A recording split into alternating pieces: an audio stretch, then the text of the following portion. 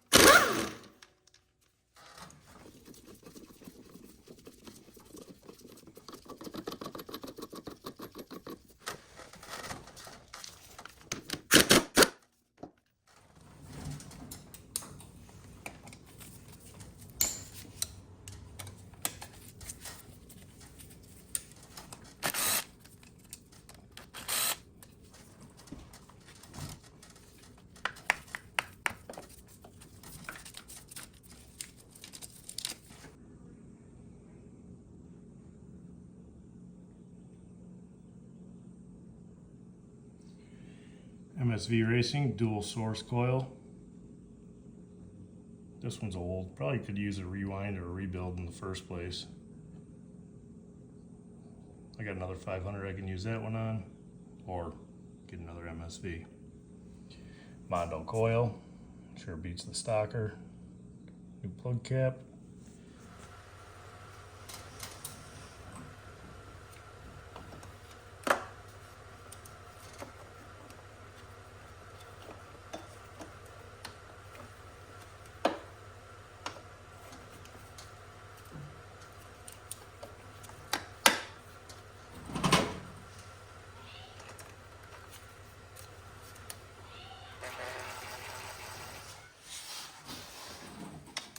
All right, a huge benefit of this ignition is it's adjustable.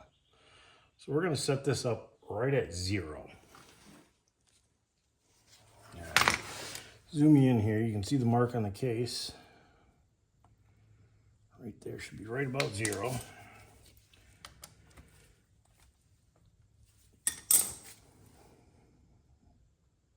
Double check.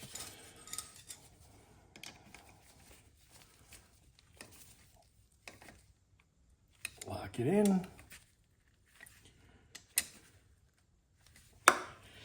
Now we need to adjust the pickup coil to, let's see, put a little note on here, and it's loose, so I believe it's 16 thousandths.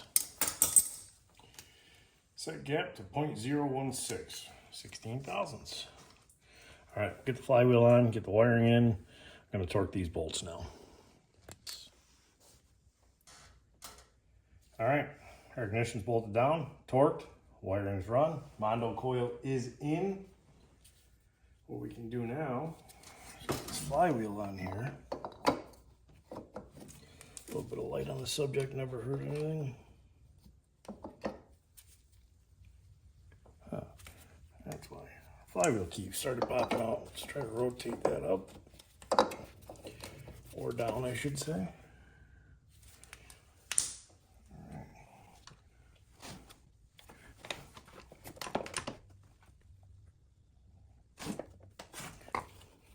There, it's all done.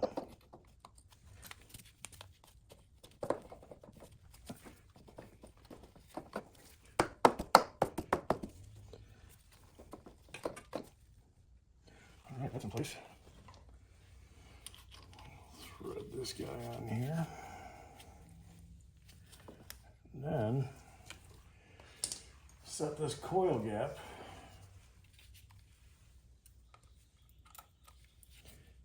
to 16 thousandths.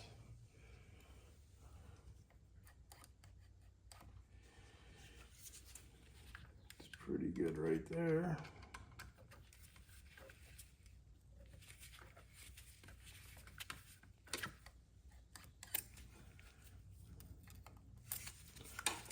Snug these guys up a little bit so it's not moving around so much.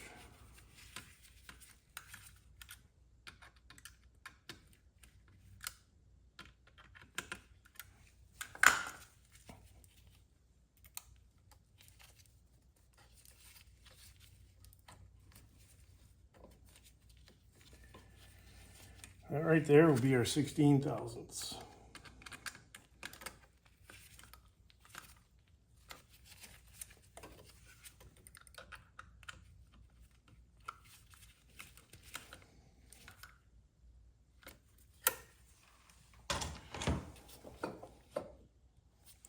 No interference there, which is always a good thing. You probably can't see that. That's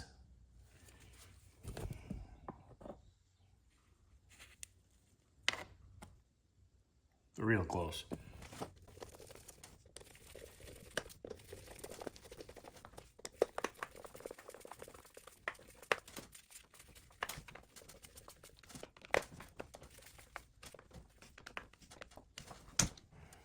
All right, one thing I never covered in any of the videos is I just run a regular Tusk shifter. It fit the color scheme, I'm not gonna lie. But the bolt comes in from the bottom on those. And with the aluminum frame RMZ, I couldn't get the bolt in from the bottom. So what I had to do was I drilled it out, and the bottom's a little bigger to accommodate the shoulder of the bolt.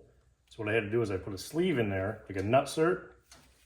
Now I can drop the bolt in from the top and have plenty of access. Not much, but it was a little bit longer than I anticipated, but it works. All right, so have you guys ever been wrong before? Because it just happened to me. The Rmzilla has been ridden. It was not by me, unfortunately. So for my job, I have a every so many day on-call rotation. There's a motocross track, literally 3 miles, 2.5 miles from my house. I was on call. A good buddy of mine was going. I said, take the Rmzilla. We got to get out and get some laps on it, get it tested. So the part about me being wrong was I spent a lot of time, too much time working on that shifter. I showed you what I did, and it didn't work. A couple laps in, my buddy pulled in and said, hey, listen, it looks like the shifter is hitting the chain. There was definite wear marks on it. So at that point, I'm back to the drawing board. I didn't know what I was going to do on that. Luckily, he's a 500 nut, even worse than me. He has an AF bike, and he has a regular steel frame 91 CR500. So he did all the research and found out that a 2009, I believe, CRF 250 shifter gives you enough space from the case and also allows you to bolt it in from the top, which is what I needed in the first place. I was just trying to make do with what I had. Didn't pan out that way, so we ended up swapping that shifter and good to go. But You live and you learn. I wasted 45 minutes of my time, but the bike shifts. Back to it.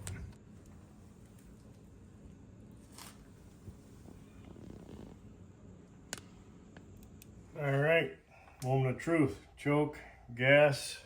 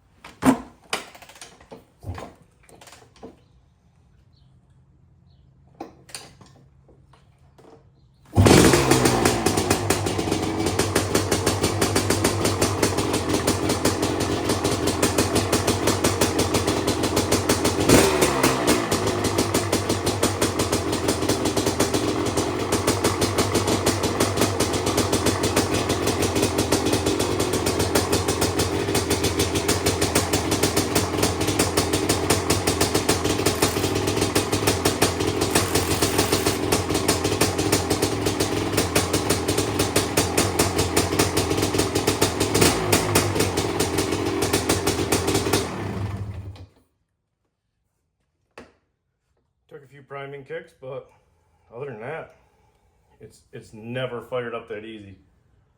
I didn't even use a decomp. All right, there you have it. The ignition install is complete. Pretty simple and step-by-step instructions. If you have any questions, leave a comment down below and I'll be glad to take care of that for you. It's a ripper. It runs great. The bike has never started that easy before, so I'm super excited about that.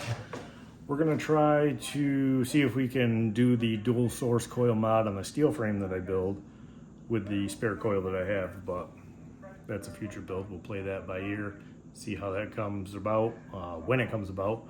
But as of this bike, I'm gonna get it out on track pretty soon, I hope, and you will see a first ride video of me on the bike and probably some other people. The bike has been ridden, but it wasn't by me. So I'm super excited to get this thing out on the track. I want to thank everybody for the support. It's awesome to see you guys coming around dirt bikes and really getting involved. Thanks again, and I will catch you all on the next one.